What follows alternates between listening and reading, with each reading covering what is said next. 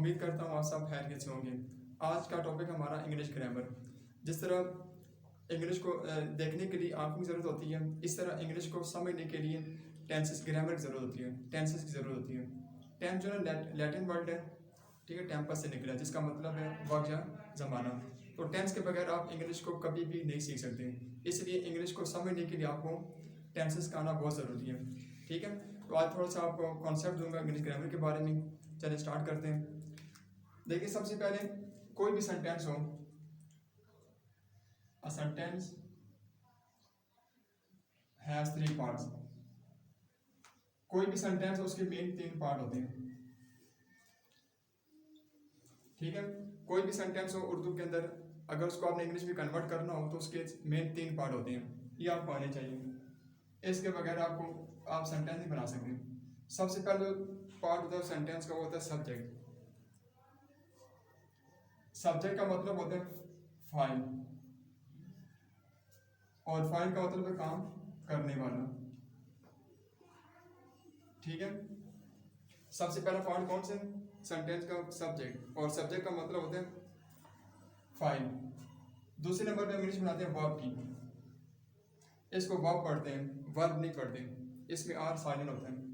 और वर्ब का मतलब होता है फेल, और फेल का मतलब जो काम जो किया जाए, काम जो किया जाए। तीसरे नंबर पे होते हैं हमारे पास ऑब्जेक्ट। ऑब्जेक्ट का मतलब होता है मफूल। मफूल का तो जिस पर काम किया जाए, जिस पर काम किया जाए। तो ये तीन मेन पार्ट होते हैं सेंटेंस को इंग्लिश में कन्वर्ट करने के लिए। यहाँ पे मैं आपको सेंटेंस बना के देता हूँ। फॉर एग्जाम्पल देखिए, अली स्कूल जाता है, अली स्कूल जाता है। आप सबसे पहले आप क्या करें, पहचान करेंगे।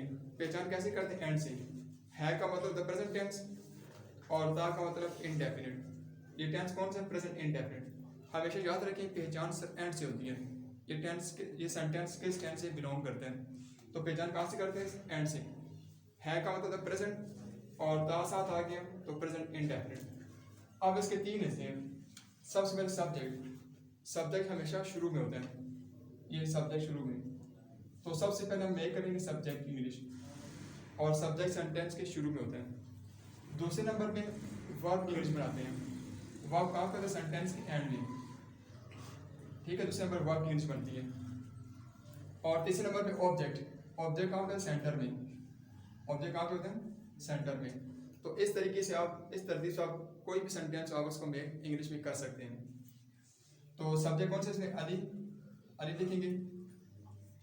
फिर वर्ब की, क्योंकि इसमें हेल्पिंग और कोई नहीं होता, प्रेजेंट इंडेफिनिट टेंस है तो इसमें हेल्पिंग कोई नहीं होता। इसमें सब्जेक्ट के बाद वर्ब की पहली फॉर्म लगाते हैं। अली गो, गोज होगा, अली गोज टू स्कूल। तो देखिए, इस तरह आपको बेस पता हो, बुनियाद पता हो, उसके बाद आप इंग्लिश बना सकते हैं। ठीक है, तो एक सेंटेंस के तीन मेन पार्ट होते हैं, सब्जेक्ट, वर्ब, ऑब्जेक्ट। और सब्जेक्ट दो तरह का होते हैं, सब्जेक्ट दो तरह का होता है। देखिए, इस तरह मैं यहाँ पे लिख रहा हूँ, वो हाथ लिखता है, वो हाथ लिखता है। अब है प्रेजेंट टेंस, पहचान कैसे करेंगे? हमेशा एंड से। है प्रेजेंट टेंस और द इनडेफिनिट, प्रेजेंट इनडेफिनिट। अब इसके तीन पार्ट हैं सेंटेंस के। पहला पार्ट सब्जेक्ट जो शुरू में होता है, दूसरा पार्ट वर्ब जो वर्ब एंड पे होते हैं, और ऑब्जेक्ट सेंटर में। तो वो किसके होते हैं? ही। सब्जेक्ट के बाद हम लगाते हैं हेल्पिंग वर्ब, लेकिन इस टेंस के अंदर हेल्पिंग नहीं होता। तो सब्जेक्ट के बाद हम वर्ब की पहली फॉर्म लगाएंगे। ही राइट्स करेंगे, ही राइट्स अ लेटर। ठीक है, टेंसेस पे मैं पहले वीडियो बना चुका हूँ, आप वो वीडियो देखें, उसमें क्लियर है एस का इजाफा क्यों करते हैं और इस इजाफा क्यों करते हैं। ये मैं आपको सिर्फ कॉन्सेप्ट दे रहा हूँ थोड़ा सा ग्रामर के बारे में। देखिए, ये भी सब्जेक्ट है, ये भी सब्जेक्ट है, दोनों में क्या डिफरेंस है?